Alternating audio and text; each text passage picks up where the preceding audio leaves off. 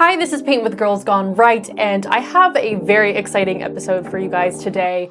We are going to talk about one of the most searched things on Google, on YouTube, and that is, how do you find your purpose? And I actually heard this in church last week, talking about how searched this is and how many people are searching for their purpose, which thinking about that was just mind-blowing. And I had an idea.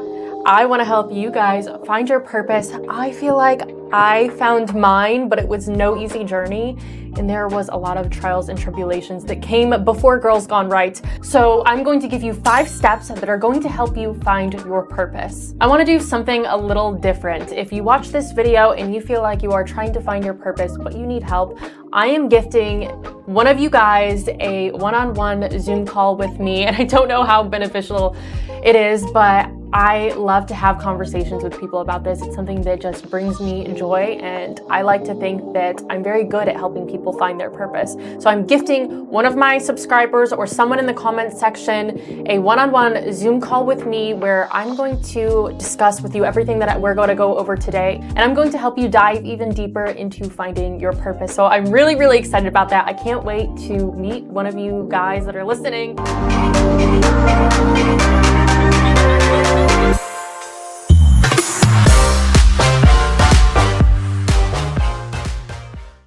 Also, this is not sponsored by Alani. I am just on an Alani Kick. If you guys follow me on Instagram, my personal account, I'm always posting about these things, and I don't care how bad they are for you because there are ingredients that I just cannot pronounce. And as like a holistic health coach, I know that this is a no-no. So we're gonna do a little taste test. Look at that bad boy. I feel like I'm actually a little shaky because I almost finished this and I'm feeling the energy, but anyways, it's fine. Yummy. Freaking delicious. Way better than like an energy or Monster drink. I feel like it has a lot less caffeine than that. I don't know. It does have like 200 milligrams, whatever. I feel freaking great. I stopped drinking coffee for this, so I don't want to hear it in the comment section. But back to purpose. Anyways, getting sidetracked over here. A little bit about me. I used to be, well, I guess I still am. I am a holistic health coach. I got certified. I used to do it a lot more, but I used to have clients and my niche was more so health and fitness. And the thing is, I was so passionate about health and fitness. I was very passionate about having clients and working in that industry, but it wasn't my purpose. I feel like I never had enough open doors in that industry. I didn't have enough opportunity. I was working really freaking hard, but it just constantly felt like I was pushing a ball uphill. No matter how hard I worked, no matter what I was doing, it didn't feel right. This feels more than right. Everything feels perfect. Not in the sense that everything is perfect, because this is chaos. There's chaos that goes on behind the scenes. There's a lot of work that goes into it, and not everything's easy, but it feels perfect and it feels worth it and it feels like I'm in the right place. And when I was doing something else, it felt really hard. So there's a difference between having passion for something. You can be passionate about something and it not be your gift. Unfortunately, we all sometimes gravitate towards something and maybe that's not our actual gift. I feel like I am living my gift. So we're going to talk about the difference between passion and purpose and what your gift is and how to better draw the roadmap and how to live in your purpose. So, like I said, you need a pen and a paper. Get that out. We're going to go over the steps to helping you find your purpose. So this is going to be the most exciting part. I'm hoping that you guys can get something to take away from this. And you know what? Maybe just an even deeper dive into who you are, and you might learn a little something about yourself.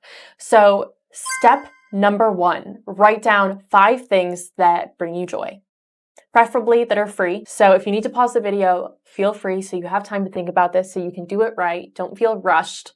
I'm going to keep moving on. Step number 2 is, how can you share your gift with the world? So those 5 gifts that you wrote down, write 5 ways that you can share that with the world.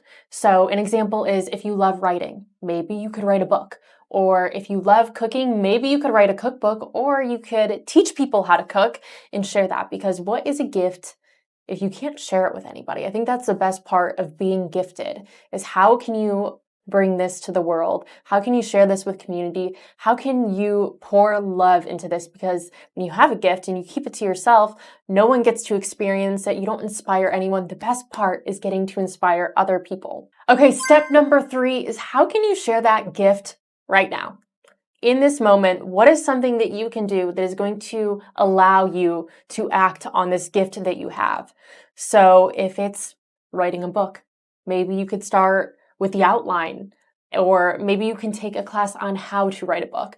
Or if you love cooking, that is one of your things that you like to do.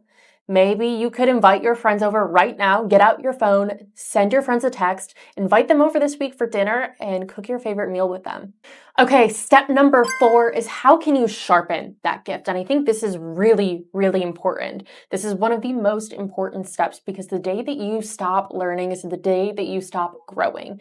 No matter how much of an expert you feel, or if you feel like you've mastered that skill already and there's nothing else to learn, there's always something else to learn. There's always going to be somebody to learn from. There's always going to be a next step. And even if you are an expert in your field, even experts learn something new every single day. You have to train your brain and you have to challenge yourself. You will never become better or become the best if you stop challenging yourself. So this is so, so important. And there are so many ways that you can do this. It obviously depends on your gift. But, we've been talking about the writing and cooking. So if you love writing, challenge yourself. Take a class. Take a college course on how to write better, or take an English class, or join a book club or a literature club. Find a way that you can delve into your passion even more. Or if you love cooking, take a cooking class, learn more about cooking, find a way where you can dive into that just a little deeper. But this is seriously one of the most important steps because I think no matter what profession you are, you should always be a student. And I think even teaching allows you to still become a student of a sort because it reminds you how to do those skills again and again and again and explain it in different ways. So I think even teaching is a way to learn. Step number 5 is optional. It's not a must. You don't have to do this step, but this step is for you if you want to turn your passion, your gift into something way more. If you want to turn your gift into a career or a business and you want to just take this on, then this step is for you. Figure out how you can take that gift and turn it into a business. Because I think the best business owners are the ones that are so, so fiery and passionate about what they do. When you really, really love something and you start a business out of it, that business, I just feel like flourishes because there are so many opportunities for you. You find a new perspective, a new way to look at something, and you're never going to give up. You have so much motivation because you love what you do. So no matter what your gift is, if you become an expert, I feel like there is a space for you to take this on full time because people love to learn from experts. If you've ever heard of Masterclass, it is literally just a library of people that are experts in their field showing you how to do what they do.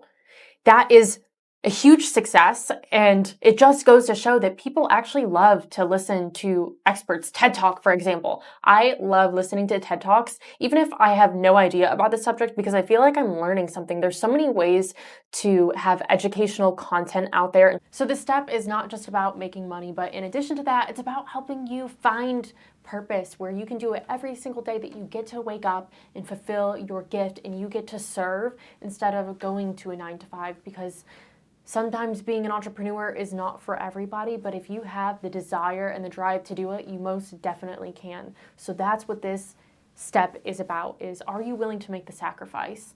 There are so many ways that you have to sacrifice to do this, but are you willing to make the sacrifice to turn this into something bigger than yourself, to start a business, to get out of your comfort zone? So I'm going to give you my 5 things that I find joy in. So number 1 is I love people.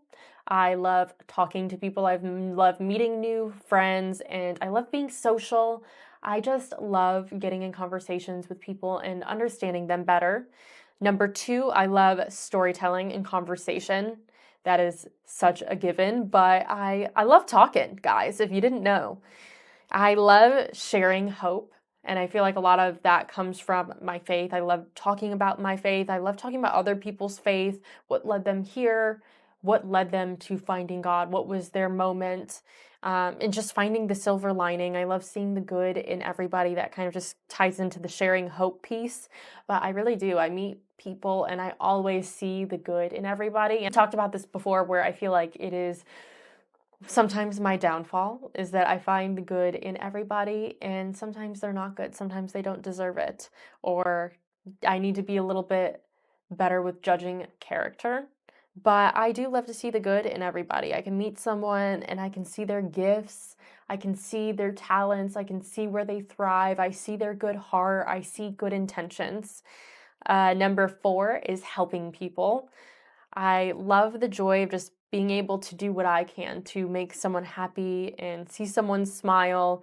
So I was a health coach, a holistic health coach, and I love just listening to people and hearing their situations or their problems and helping them figure out a solution. I'm very solution oriented. I love finding solutions, which this sounds like a job interview or something, but I actually do. I love finding solutions, which is why I love hearing people's stories and whatever they're dealing with in life at the moment, because I like to give them peace and I like to give them a solution that will give them peace.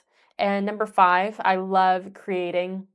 I've always been creating something, whether that be writing or doing photography or video or graphic design. And I even started a jewelry business when I was 10. So we're going to get into that. I'm going to tell you about how I found my purpose. And it was a long road because we all know that I was a liberal. It was not easy getting to where I am today. There was trials, there was tribulations. This was a long time coming of finding my purpose and feeling like what I'm doing is where I'm supposed to be. And I truly feel like where I am now, it's crazy. And I don't know, and I know I've tried to describe this feeling before, but it just feels so right. No matter how hard it is, or when things break out into chaos, or there is a struggle or something that I have to overcome, it's always so worth it and it's always a lesson learned. So, aside from being a liberal, back in the day, back in like 2009, I think I was like probably 10 years old. I started a jewelry business, Fine Designs. It was legit. I even had investors. My dad was my investor. My dad and my mom invested in my very, very small new business. I needed supply, so that's where the investment came from. I was very, very serious about this. I remember my dad and my mom would take me to this place called the Bead Attic, and this was someplace in Ohio, near my hometown. I grew up in Michigan, Ohio area. And it was some little old lady that had a garage that she renovated into a store. And she just had thousands and thousands of glass beads that were beautiful. And they were all different. So we would go there, and that is where I would get my supplies from. And we would stock up, and I would figure out what things I'm coming out with. And every piece of jewelry came in a plastic bag, and it had a little paper tag that I made that said Fine Designs '09. It was very legit and consistent. Branding was very important for me, even at a young age. It's crazy to think that I actually went as far as I had business cards that said Fine Designs '09 on them.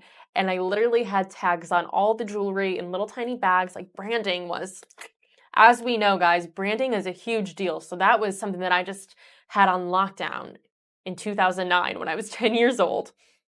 And it was quite the business. It was a lot for a 10-year-old. I would make this jewelry, and this was not just easy jewelry.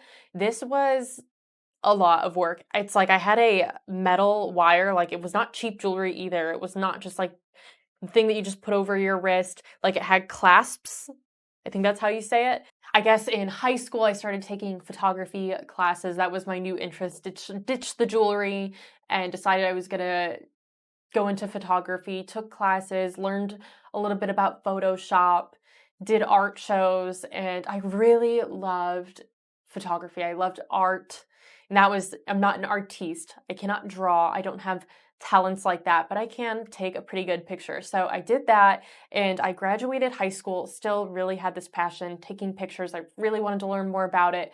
And I almost went to, now I don't know the name of the school. It was like, oh, the Institute of Art. And this was in Charlotte, North Carolina. I really wanted to go there, toured it, was going to apply. My dad is like, no, you do not want to go to art school. I need you to get a real degree at a real college. Not to say that that's not a real degree because the price says otherwise. That was an expensive school.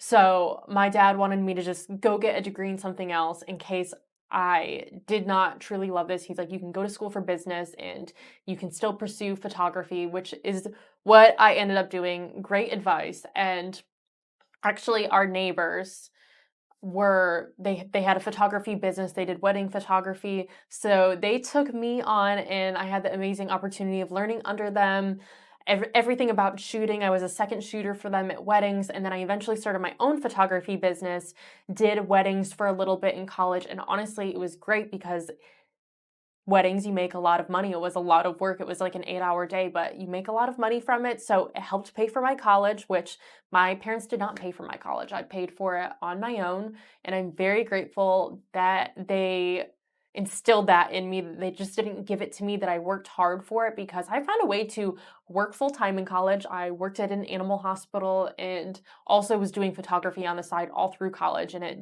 helped pay for school. And the photography, that was a lot, especially weddings. I would go shoot basically all day on a Saturday, and the editing process was so long because when I had my own business, my own photography business, Monet Photography, I would have to edit it all myself, and it was a lot, but you know what? You gotta do what you gotta do. It helped get me through college. I had business experience, client experience, and then we got into health and fitness. So I was a health coach for a few years, had clients, did workout videos and things like that. I was really into health and fitness. And I loved it. I loved working out. I work out every single day. I was really passionate about it. And then I went to get my holistic health coach license, I guess, holistic health coach certificate through the Institute of Integrative Nutrition. So I did that about 2 years ago. And so now I can like take on clients and things like that. But I also just wanted to expand my knowledge and become an expert, which is something that we talked about. It's really, really important. So I did that. And let's see, I was working in insurance after college. So graduated college, got a job in insurance, did not like that job in insurance, but a job was a job and it was a really good job. So did that for a few years and then eventually I started podcasting, and I loved podcasting. It was started it from ground zero, guys. Like, I knew nothing about podcasting. I didn't know. I mean, I had the experience of working in a little bit of video, working with cameras, editing a little bit, but I didn't know how to do audio. I was not a very good video editor. I was very new and very amateur, but I really wanted to learn it. So that was a whole learning process. So I was in insurance doing that full time. And then eventually when I started this podcast, I stopped doing photography because I just knew I couldn't do it all. I had to give something up. So I stopped doing photography so I could do this. However, I feel like I get to use a lot of those skills doing this. And eventually I really wanted to get into politics and political media, and no one would give me a job.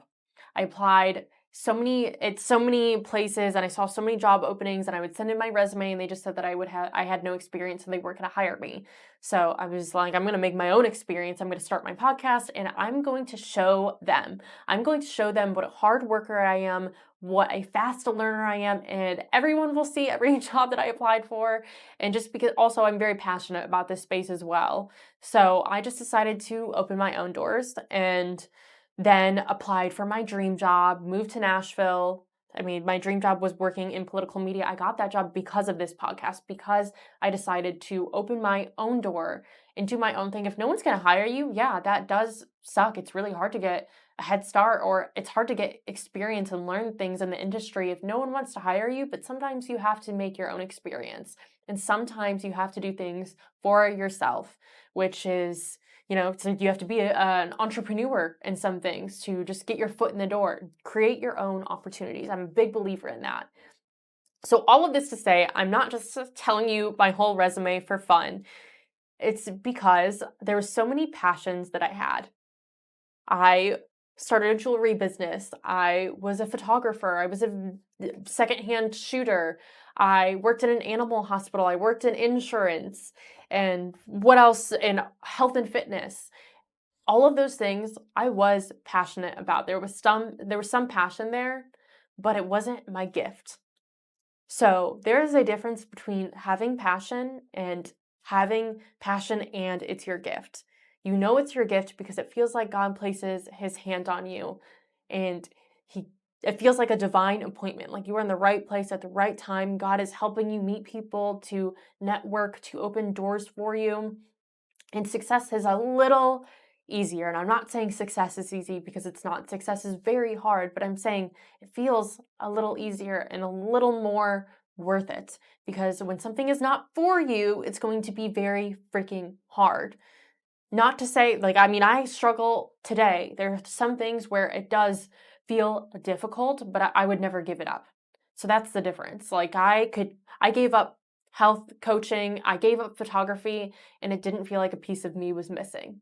And I think that's how you know if it's your gift or not, because I could never quit this podcast. As I have told y'all before, there were many times where I wanted to just give up, but then I thought about what my life would look like without Girls Gone Right. And that was not something that I could live with. That was not something that I could easily give up or ever. I just felt like I would be so lost without this. I felt like I would be lost walking without purpose.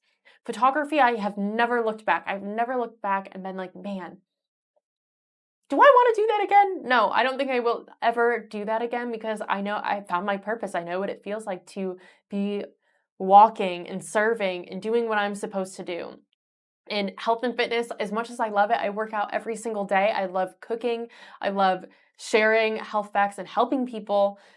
But when I gave it up, it didn't feel like I was missing something. It didn't feel like half of my heart was gone. And I feel that giving up Girls Gone Right and the thought of it feels like my heart would absolutely shatter. And that is how you know it is your gift. So if you guys have a lot of passions, go through them and figure out which of those passions are you actually gifted in. Just because you love something doesn't mean it loves you back. And that is true for so many things. So I hope this was helpful for you guys to help you better determine what your gifts are, what your purpose is, and I'm really excited to be able to sit down with one of you and navigate this a little better and hopefully provide you guys some insight. If you're not subscribed already, make sure you hit that subscribe button so you get notified when there is a new video. And if you want to support the channel, we do have a Patreon that is linked below. Thank you guys for watching Girls Gone Right.